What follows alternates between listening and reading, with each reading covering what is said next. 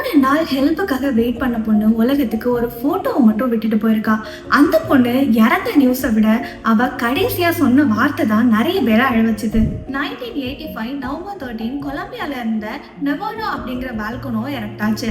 ஆனா problem volcano இல்ல, அதனால மெல்ட் ஆன ஐஸ் அண்ட் ஸ்னோ தான். ஏன்னா அது ஒரு பெரிய மட் ஃப்ளட்டா மாறி ஃபியூ மினிட்ஸ்ல ஆர்மர் அப்படிங்கிற ஒரு டவுனையே அழிச்சிருச்சு. ஃபியூ மினிட்ஸ்ல பல வீடுகள் அழிஞ்சு போய் 23,000க்கு மேல மக்கள் வாழ்க்கையை இழந்திருக்காங்க. ஆனா உலகம் ஃபுல்லா எமோஷனல் ஆனதுக்கு ரீசன் ஒமைரா